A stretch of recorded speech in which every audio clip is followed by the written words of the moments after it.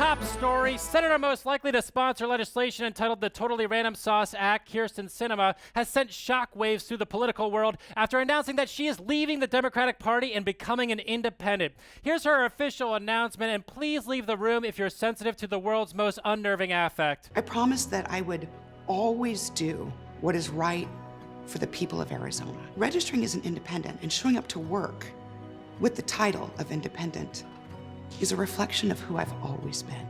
Yes, Senator Sinema is so independent she doesn't even listen to the large majority of independent voters who want a federal minimum wage increase, voting it down with the solemn quirkiness the debate demanded. That vote and all her votes makes sense when you consider from 2017 to 2022, she received $1.8 million from Democratic and liberal groups, but $9.8 million from corporate interests. In her defense, that $9.8 million could each be independent dollar bills just following their own maverick streak. Wow, no helmet. Join me now to see the truth across the bar. Set at a glass of facts in the rocks, saunter over to ask if it breaks news here often, then have an unforgettable night of sweet analysis. Is Democratic strategist who is the one who recently advised Kamala to be goofier, Lydia Parker. Good evening. Chief Washington Bureau Chief voted not cool by a nationwide referendum in a country he's never even been to, Jonathan Keene. Hello. Chief Field Correspondent whose YouTube algorithm still feeds him baby Einstein videos, James Smartwood Jr. Hey, Dad. And CBS News Chief Washington Correspondent and tuning out the news contributor who I simply cannot picture wearing shorts, Major Garrett.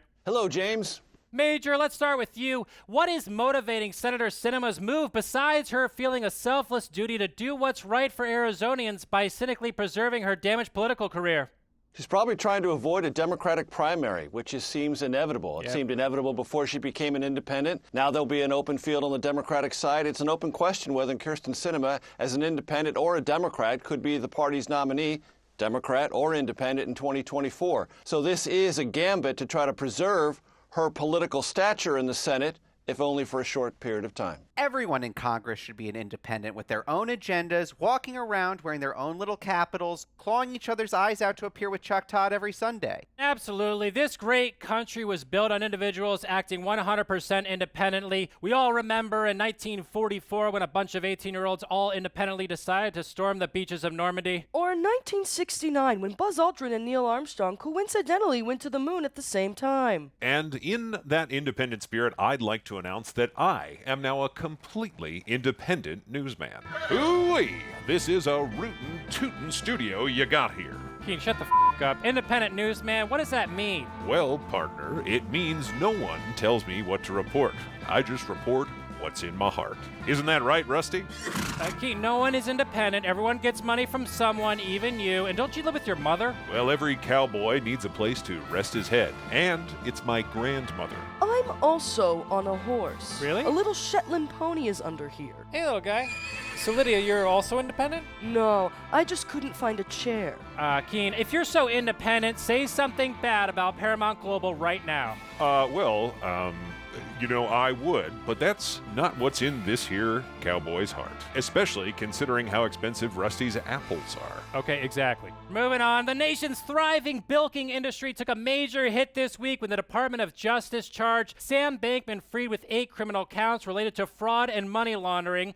Bankman-Fried showed off his famous market prediction skills by predicting he would not be arrested just hours before his arrest. Once the dust has settled and once all the investigations have happened, that you won't be arrested for fraud?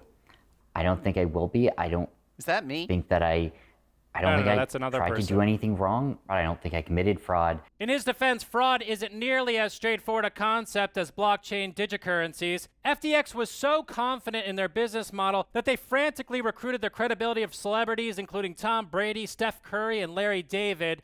Now, it would be easy to accuse those celebrities of mindless greed, but remember, celebrities are humans, and humans are resource-hoarding termites. Major, will these charges against Sam Bankman-Fried shatter America's confidence in our very real and appropriately valued economy?